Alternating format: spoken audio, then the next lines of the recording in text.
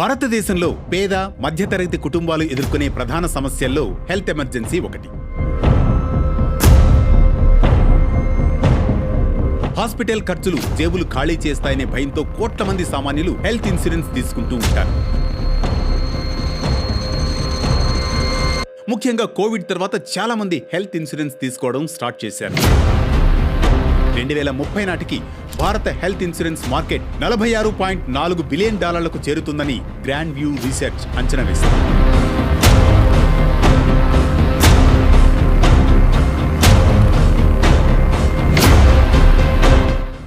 ఈ పరిస్థితిని ఇన్సూరెన్స్ కంపెనీలు అదనగా తీసుకుంటున్నాయి. తాజాగా చండీగఢ్ వినియోగదారుల కోర్టు స్టార్ హెల్త్ ఇన్సూరెన్స్ సంస్థకు వేసిన జరిమానా హెల్త్ ఇన్సూరెన్స్ రంగంలోని డార్క్ రియాలిటీని మరోసారి బయటపెట్టింది. చండీగఢ్ కు చెందిన ఒక వ్యక్తి తన కుటుంబ సభ్యుల కోసం star health and allied insurance నుంచి ఫ్యామిలీ హెల్త్ ఆప్టిమా ప్లాన్ తీసుకున్నారు. 2021లో సుమారు $22,875 ప్రీమియం పే చేసి పాలసీని రెన్యువల్ చేసుకున్నారు.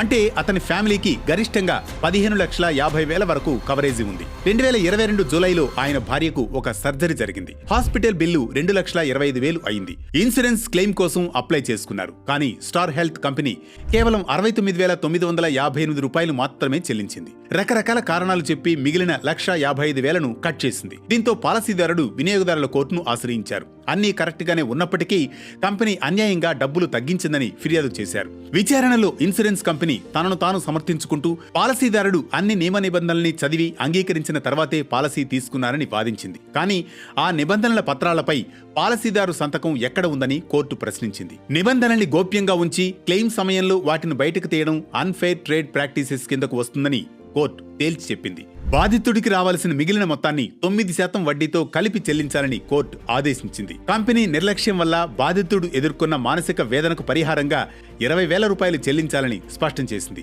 ఈ మొత్తాన్ని 45 రోజుల్లోగా చెల్లించాలని స్టార్ హెల్త్ కంపెనీని కోర్టు ఆదేశించింది.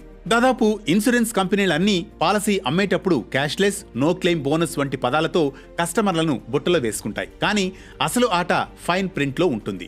40-50 పేజీల పాలసీ డాక్యుమెంట్లో సామాన్యుడికి అర్థం కాని టెక్నికల్ టెర్మినాలజీతో వందలాది రూల్స్ రాస్తారు.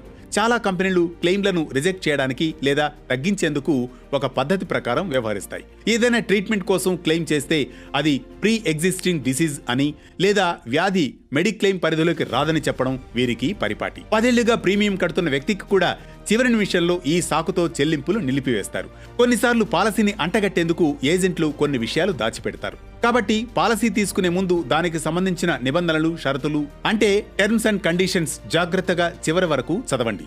మీకు ఏవైనా సందేహాలు ఉంటే కస్టమర్ కేర్తో మాట్లాడండి, క్లియర్ చేసుకోండి. మీకు పాలసీ తీసుకునే ముందే ఏదైనా ఆరోగ్య సమస్య ఉంటే దాన్ని ఇన్సూరెన్స్ కంపెనీకి తెలియజేయండి.